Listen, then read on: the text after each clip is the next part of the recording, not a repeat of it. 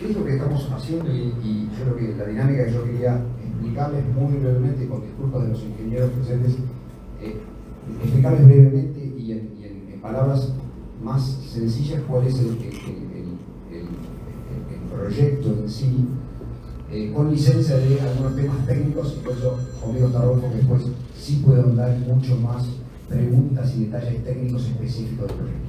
Básicamente, el proyecto lo que muestra es la instalación de una planta de las denominadas pickers. Una planta picker es una planta muy preparada para ponerse en funcionamiento muy rápidamente y generar electricidad muy rápidamente.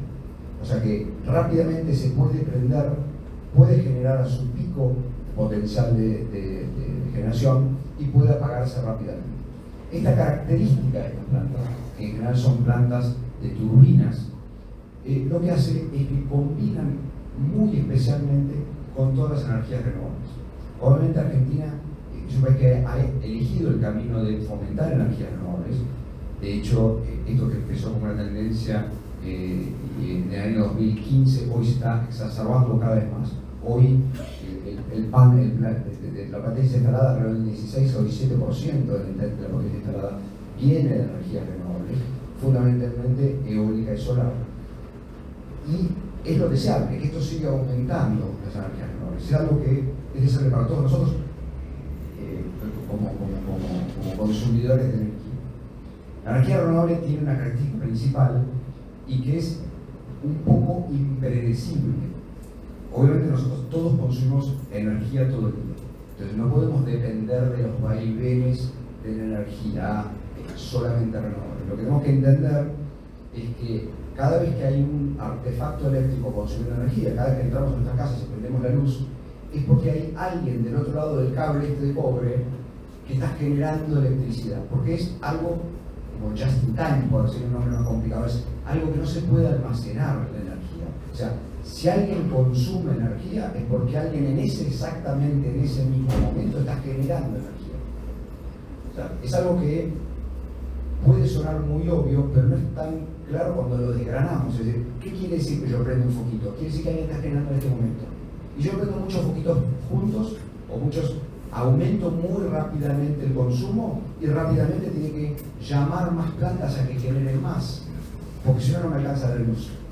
La luz, como decimos habitualmente, no me alcanza el fluido eléctrico. Entonces, esto de los renovables es una muy buena tecnología, deseable, pero el gran problema que tenemos es que con energía solar, cuando pasa el pico del sol a las 2 de la tarde y empieza a declinar el sol, ya no tengo tanta energía como al pico del día. Y de noche claramente la energía que me da el panel solar es cero. Entonces, ya sea cuando declina y se empieza el atardecer, tengo que empezar a compensar más generación de otra fuente.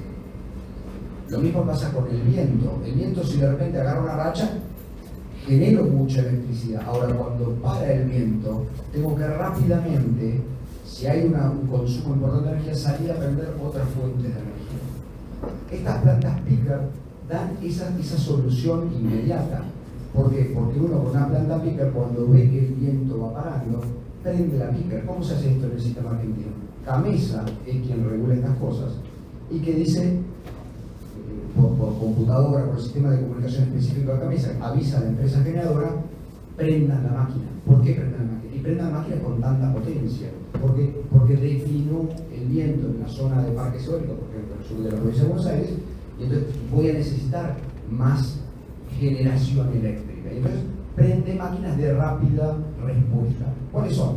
Este tipo de plantas como la que nosotros proyectamos instalar en la ruta 2, que es máquinas que rápidamente respondan ese tipo de llamado. ¿Y cómo son estas máquinas? Básicamente son máquinas que dependen pura y exclusivamente de gas natural para funcionar. Entonces, son turbinas que tienen gas natural y por esta característica de gas natural, el consumo de gas natural y su muy buen apareamiento con energías renovables, es que se le llama al gas natural la energía de transición. Hasta tanto la tecnología esté desarrollada para poder almacenar energía a grandísima escala, a escala de un pueblo, a escala de una ciudad, de un pueblo, de un gran consumo energético. Hoy existen baterías, pero todavía son muy caras, y para alimentar de baterías una ciudad como Kansas se necesitaría muchas hectáreas de poner contenedores uno al lado del otro para que sea suficiente para el consumo. Y además habría que tener una cantidad suficiente de paneles sembrados por todo alrededor de la ciudad como para llenar las baterías y además abastecer a la ciudad. Esa tecnología todavía no existe más comprimida. Mientras esa no existe, los países que están en la punta del desarrollo de renovables eligieron el gas natural con estas máquinas de rápida instalación, de rápida respuesta, como el combustible de transición. Argentina está en ese camino. Hoy Argentina tiene un parque de generación que el 40% del parque está más allá de su vida útil. Es otra de las razones de por qué instalar centrales nuevas. ¿Qué quiere decir más allá de vida útil? Hay plantas que todavía hoy funcionan, y hoy especialmente estos días de muchísimo calor, con picos de demanda muy importante de consumo, hoy el parque de generación está pleno, estamos casi al tope de la capacidad. La falla de energía en muchos casos, la falla de corte de luz, en muchos casos está dado porque no alcanza la generación, y a las industrias les piden que bajen la producción, que corten. Yo creo que no alcanza la generación en días de grandes consumos como el de hoy. Entonces, eso, Argentina tiene el 40% de su parque que hoy tiene máquinas generadoras, no solamente generadoras, digo, centrales térmicas, centrales que consumen fuel oil, carbón, gasoil y gas natural, las dos cosas, o las cuatro cosas distintas. Plantas que ya tienen más de 20, 30, 40 años. Entonces hay un plan progresivo que esas máquinas deberían irse renovando por máquinas nuevas. Entonces, también es deseable que la instalación de máquinas modernas, porque claramente todo el avance tecnológico aplicado a la generación hace que la tecnología aplicada nueva, estas turbinas de generación, ya no sea necesario poner fuel oil o poner carbón, calentar una caldera gigantesca para que todo ese sistema esté caliente, y cuando esté caliente genere vapor, y la generación de vapor alimente una turbina de vapor y recién eso genera electricidad. Hoy hay sistemas que son más eficientes que eso. Más eficiente quiere decir que con la misma cantidad de combustible que quemo genero mucho más energía. Y entonces es deseable, y además es deseable desde el punto de vista medioambiental, poder reemplazar toda esa generación por generación más eficiente, que consuman menos combustible. Lo que queremos es más renovables, menos consumo de combustible, pero queremos poder disfrutar de los beneficios que nos da la electricidad. Todos queremos tener nuestra computadora, todos queremos tener nuestra luz, todo. Si vemos alrededor de nuestras casas, todo es consumo eléctrico. Y está buenísimo que así sea. Tenemos que buscar la forma de que esto sea minimizar el impacto.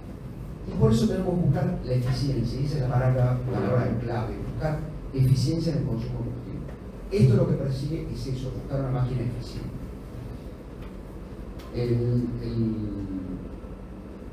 Por eso, y un poco ya para cerrar esta primera introducción, yo le paso la palabra a Rodolfo para que dé características técnicas y sacar un poco nosotros escuchamos comentarios que son habituales cuando se habla de una termoeléctrica. Nosotros es un nombre que no nos gusta, la termoeléctrica, porque si yo digo termoeléctrica, inmediatamente mi cabeza salta a carbón, salta a fuel oil, salta a ese consumo de material pesado y de combustible, y salto a la usina vieja que había en mi pueblo.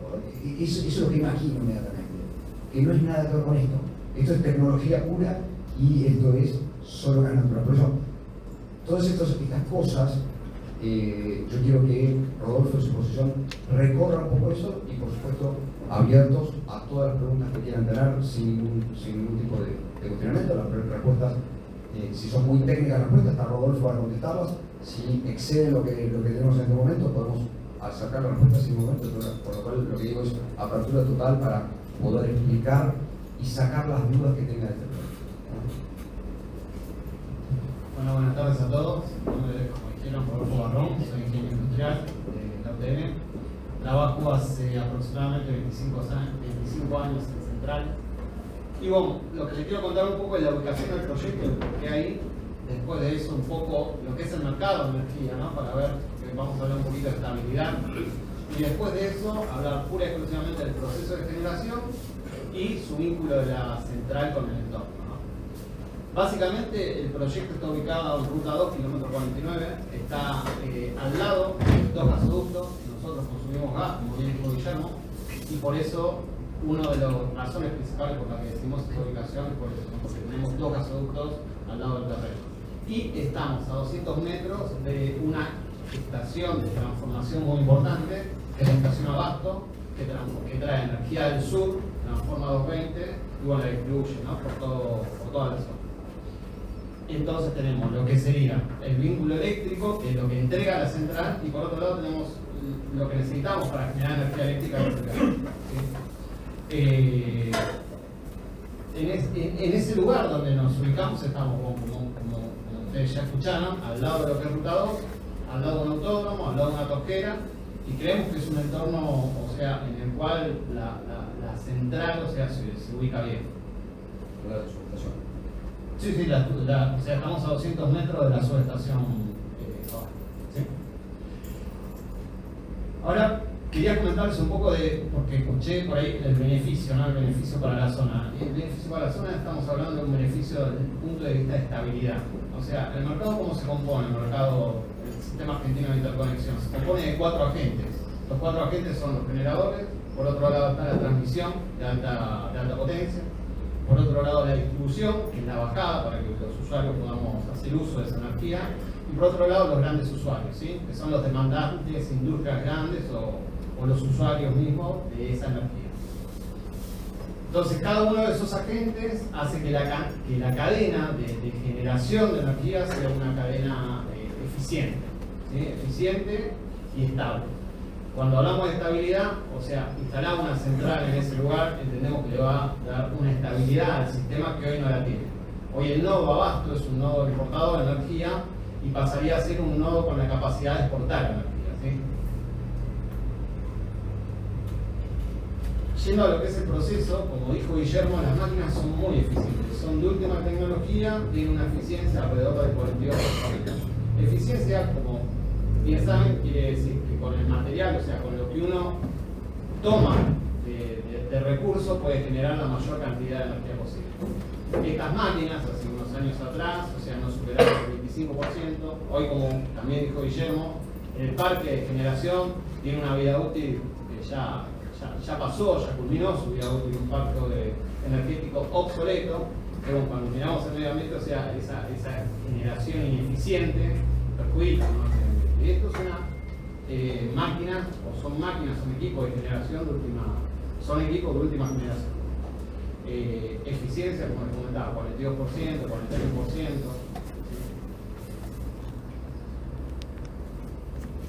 ¿Cómo es el proceso de generación de energía, ¿no? Nosotros agarramos, tomamos aire de la atmósfera, ese aire lo comprimimos en principio a través de un compresor, eso después se eleva su volumen para pasar por una turbina. Esa turbina tiene álabes, son paletas, que están adheridas a un eje. Ese eje está vinculado a un generador, ¿sí?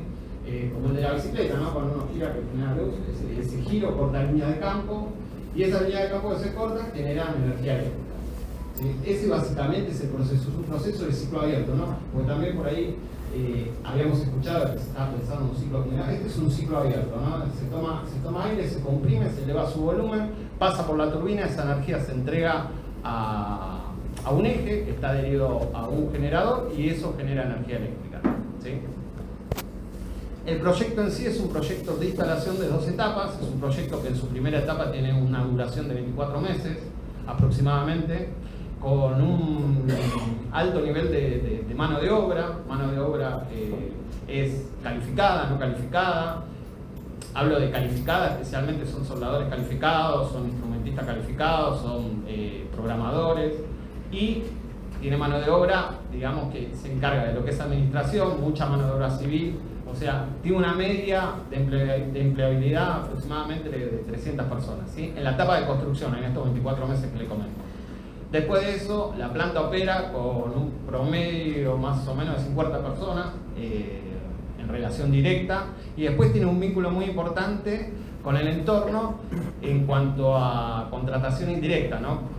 Que que así se llama, que es el personal de seguridad, el personal de parquización, el personal que se encarga de unas tareas que por ejemplo, mantenimiento de aire acondicionado, sistema de comunicaciones. Hay una cantidad importante de personal indirecto que sigue trabajando en la central durante toda su vida útil, ¿sí?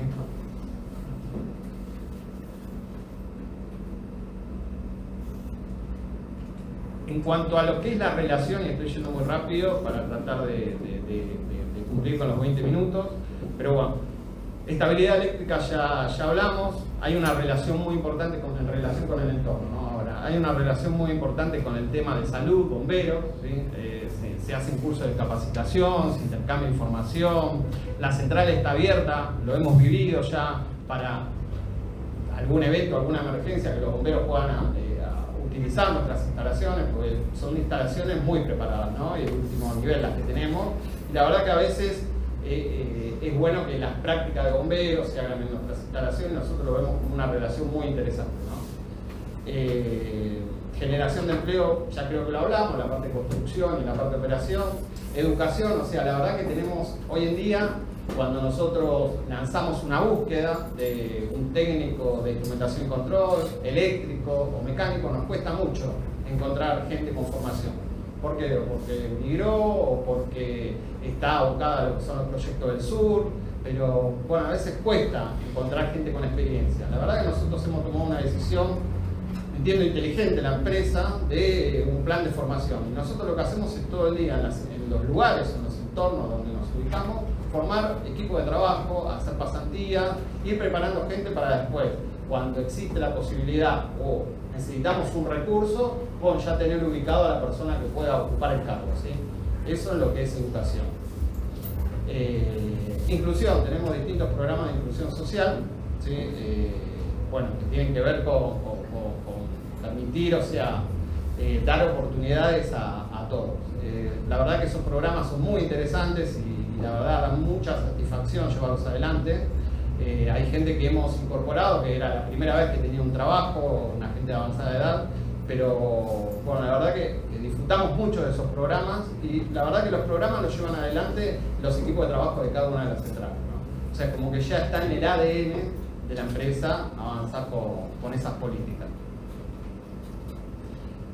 Desde el primer día nosotros, o sea, cumplimos con todo lo que es la normativa aplicable, eso está de más decirlo, pero a su vez certificamos lo que son normas ISO. Nuestro estándar de operación es, en la etapa de construcción, ya prepararnos para las certificaciones, llevarlas adelante, cosa del primer día, arrancar con las normas ISO certificadas. ¿Qué normas nos gustan?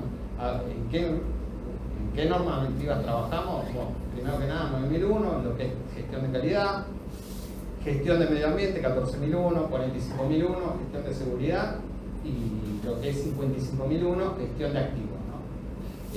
Esas son las normas con las que arrancamos a operar en cada una de nuestras centrales siempre. En función de los aspectos ambientales, ¿no? Nosotros el lugar de implantación lo consideramos estratégico, vuelvo a decirlo. ¿Por qué? Porque tenemos una barrera forestal muy importante y que vamos a incrementar para lo que es el aspecto que podría ser sonoro o visual. Los equipos en sí ya vienen con encabinados, ¿no? Sonoros que permiten que a 1 metro de distancia del equipo uno ya pueda cumplir con la reglamentación aplicable. Aspecto visual, como les digo, o sea, nosotros tenemos una barrera forestal ya consolidada, la cual vamos a incrementar. Y después, también desde el punto de vista del agua, ¿no? Ese proceso me gustaría comentarlo un poco. El agua que utiliza parte de nuestros equipos para el funcionamiento es un agua que no entra en contacto con ninguna parte del proceso. O sea, ¿qué es lo que hacemos nosotros con el agua? El agua lo que hacemos es sacar algunos minerales que producen oxidación en los equipos, ¿sí? Y en esa sacada de minerales devolvemos la mitad del agua que tomamos al mismo entorno de donde la tomamos, ¿sí? Por un proceso de filtrado, un proceso inverso se llama el proceso, para obtener un agua desmineralizada, ¿sí? Es el agua que se usaba antes para poner los radiadores de los autos, ¿okay? Ese consumo de agua lo que hacemos es inyectarlo en el compresor para bajar la temperatura del agua. Eso es el contacto que tenemos con el agua. Y la planta de agua lo que hace, les vuelvo a decir, es un proceso pura y exclusivamente de filtración. importante ahí resaltar que en el proceso de filtración de ese agua en ningún momento cambia la temperatura del agua, y esto no es un proceso químico, o sea, entra el agua, o sea, lo que hacemos es producir agua demineralizada, o sea, básicamente yo meto 1 litro de agua, de ese litro de agua saco medio litro de agua pura sin minerales y devuelvo al ambiente medio litro de agua con más minerales. Esos más minerales que tiene el agua son los minerales que originalmente traía el agua, solo que algo más concentrados. Ayer había alguien nos hizo una pregunta, bueno, pero ¿yo qué pasa si le doy a mis animales, a mis vacas de tambo esa agua? Es agua que pueden tomarla los animales de tambo. Es decir, dado las características de esa agua, no es un agua que no es ni salada, no es un agua, tiene sí más concentración de minerales y no es una concentración que va a hacer un daño específico a ningún animal.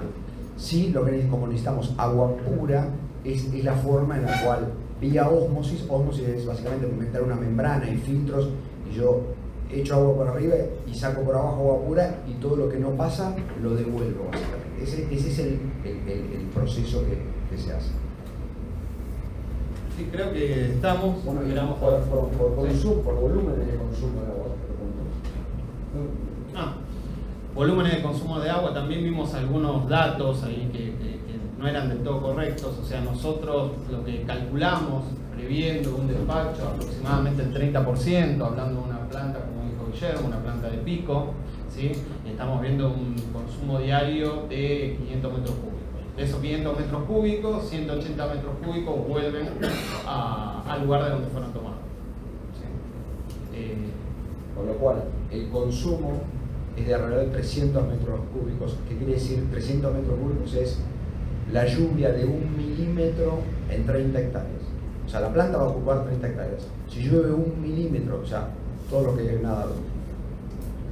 yo tengo infancia en el campo, sabemos que 1 milímetro la verdad que es un volumen muy limitado de agua, ¿no? Ese es el volumen de agua que estamos hablando. Estamos hablando de un consumo muy reducido de agua, muy distinto a lo que, no sé, leí una publicación de internet que decía la planta consume 7 millones de litros de agua. No es falso el dato, no es de esta planta. Probablemente pueda ser de una planta como ve que las que consumían oil y las grandes calderas y ciclos de turbo a vapor. Esa puede ser que tenga un gran consumo de agua y que parte del agua que no puedan, que usen para refrigeración, la devuelvan caliente al río. Capaz que lo hacen, no lo sé. No es esta planta y no devuelve agua caliente al río y no consume 7 millones de litros, sino que es limitado. También para que sepan el caudal que despide la planta de agua, es un caudal suficiente para entrar en un caño de 4 pulgadas, en un caño de 10 centímetros. Estamos hablando de un caño, casi de un tanque de un molino. Ese es el chorro de agua que despide. No es el chorro, el volumen de agua que despide. O sea, no estamos hablando de una alcantarilla que tiene un volumen de agua animal. Estamos hablando del caño de un molino. Un poco para poner contexto y poner un poco en posición los datos técnicos precisos de cuál es esta planta. Creo que está.